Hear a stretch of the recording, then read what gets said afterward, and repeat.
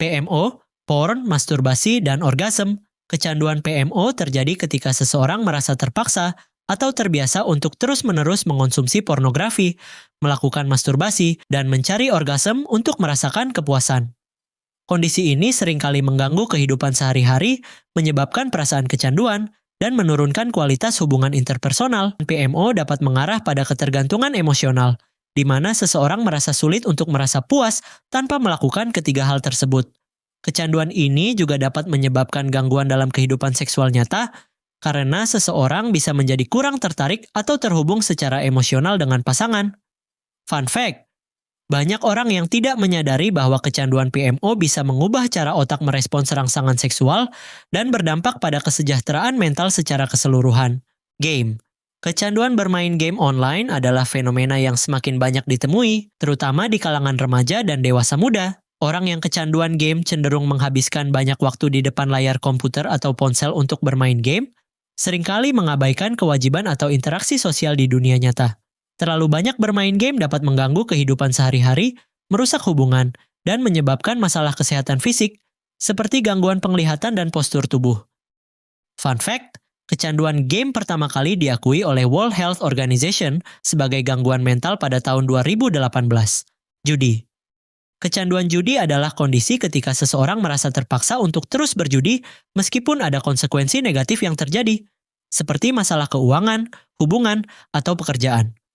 Orang yang kecanduan judi seringkali berpikir bahwa mereka bisa menang besar, meskipun kenyataannya lebih sering kalah.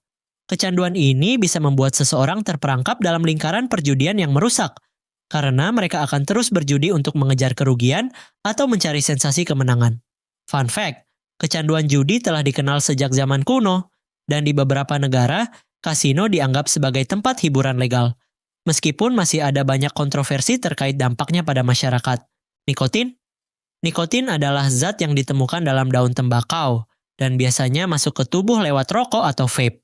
Sekali masuk ke otak, nikotin merangsang pelepasan dopamin, zat kimia yang bikin perasaan senang. Itu sebabnya, banyak orang merasa rileks setelah merokok. Namun, efek ini cuma sementara. Tubuh cepat beradaptasi dan butuh dosis lebih tinggi untuk merasakan efek yang sama. Dalam waktu singkat, orang bisa jadi sangat ketergantungan. Dampak jangka panjangnya nggak main-main. Kerusakan paru-paru, penyempitan pembuluh darah, dan peningkatan risiko penyakit jantung. Fun fact, penelitian menunjukkan bahwa butuh waktu kurang dari 2 minggu bagi perokok pemula untuk jadi kecanduan nikotin secara serius. Alkohol. Alkohol adalah zat depresan yang memengaruhi sistem saraf pusat. Biasanya dikonsumsi dalam bentuk minuman beralkohol, seperti bir, wine, atau spiritus. Efek langsung dari alkohol adalah perasaan relaksasi dan euforia yang sering membuat orang ingin terus meminumnya. Tapi, seiring waktu, konsumsi alkohol berlebihan bisa mengarah ke ketergantungan fisik dan psikologis. Pengguna mulai merasa bahwa mereka membutuhkan alkohol untuk berfungsi normal atau untuk mengatasi stres. Selain itu, konsumsi alkohol jangka panjang dapat merusak hati, menyebabkan gangguan mental, dan meningkatkan risiko kanker. Fun fact, meskipun alkohol legal di banyak negara, di beberapa tempat, minuman keras sempat dilarang selama beberapa waktu dalam sejarah, seperti di Amerika Serikat selama Prohibition. Narkoba, termasuk heroin, kokain, dan metamfetamin, adalah zat yang bekerja langsung di otak untuk merangsang sistem saraf pusat. Masing-masing memiliki cara kerjanya sendiri, tetapi semuanya menimbulkan efek euforia yang cepat dan sangat intens. Kecanduan narkoba sering dimulai dari penggunaan sesekali yang berubah menjadi kebutuhan terus-menerus. Semakin lama menggunakan, semakin besar dosis yang diperlukan untuk mendapatkan efek yang sama. Narkoba dapat merusak hampir semua organ tubuh, dari sistem pernapasan hingga hati, ginjal, dan otak. Yang paling mengerikan, kecanduan narkoba bisa menyebabkan overdosis yang fatal. Fun fact, heroin pada awalnya dikembangkan sebagai obat penghilang rasa sakit dan bahkan digunakan untuk mengobati batuk. Spiritualitas. Kecanduan spiritualitas terjadi ketika seseorang terlalu terobsesi dengan pencarian makna hidup, pencerahan, atau kebenaran tertinggi, sampai-sampai mengabaikan realita dan kebutuhan dasar dalam hidup. Alih-alih membawa kedamaian, pencarian ini bisa berubah jadi pelarian dari dunia nyata, seperti menghindari pekerjaan, hubungan sosial, atau tanggung jawab dengan alasan semua ini ilusi. Kecanduan ini juga bisa membuat seseorang merasa lebih suci atau lebih tahu dari orang lain, hingga terjebak dalam siklus ego spiritual. Fun fact, istilah spiritual bypassing muncul dari fenomena ini, yaitu saat seseorang menggunakan konsep spiritual untuk menghindari luka batin yang belum diselesaikan. Media sosial. Di dunia digital saat ini, kecanduan internet dan media sosial semakin umum. Orang yang kecanduan media sosial akan merasa cemas atau tidak lengkap jika tidak bisa mengakses akun mereka. Sama halnya dengan kecanduan lainnya, kecanduan media sosial membuat otak merasa terpuaskan setiap kali ada notifikasi atau interaksi online. Namun, terlalu banyak menghabiskan waktu di dunia maya bisa mengganggu hubungan sosial di dunia nyata dan menyebabkan gangguan tidur, stres, hingga penurunan produktivitas. Fun fact, beberapa penelitian menunjukkan bahwa notifikasi dari media sosial memicu otak untuk melepaskan dopamin, yang membuat pengguna merasa kecanduan. Belanja. Kecanduan belanja, atau lebih dikenal dengan istilah shopaholic, adalah pola perilaku yang ditandai dengan keinginan berlebihan untuk membeli barang, meskipun barang tersebut tidak dibutuhkan.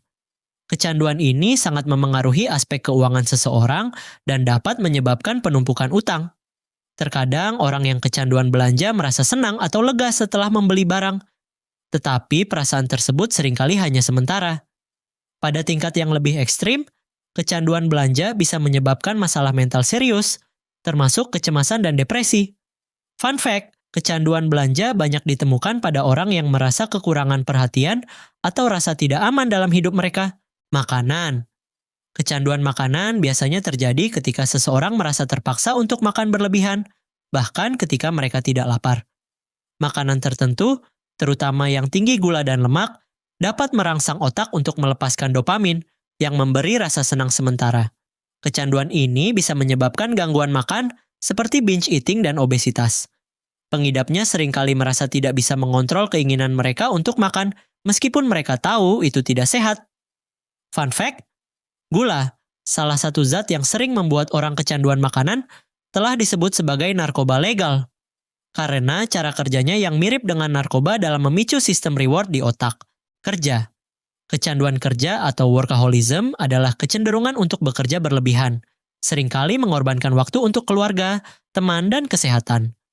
Orang yang kecanduan kerja merasa bahwa mereka harus selalu produktif dan merasa cemas jika tidak bekerja. Kecanduan ini dapat menyebabkan kelelahan kronis, stres tinggi, dan masalah kesehatan seperti gangguan tidur dan penyakit jantung. Fun fact, beberapa studi menunjukkan bahwa kecanduan kerja dapat membuat seseorang merasa puas hanya dengan merasakan peningkatan pekerjaan mereka, meskipun itu mengorbankan aspek penting dalam hidup lainnya. Olahraga adalah kegiatan positif yang menyehatkan tubuh, namun bagi sebagian orang, hal itu bisa berubah menjadi kecanduan. Kecanduan olahraga biasanya ditandai dengan keinginan untuk berolahraga berlebihan, bahkan meskipun tubuh sudah menunjukkan tanda-tanda kelelahan. Kecanduan ini bisa menyebabkan cedera fisik yang parah, serta gangguan mental seperti kecemasan dan stres. Mereka yang kecanduan olahraga seringkali merasa tertekan jika tidak bisa berlatih atau berkompetisi. Fun fact, istilah exercise addiction pertama kali muncul pada tahun 1970-an ketika ilmuwan mulai menyadari bahwa ada orang yang olahraga secara berlebihan meski tahu itu berisiko.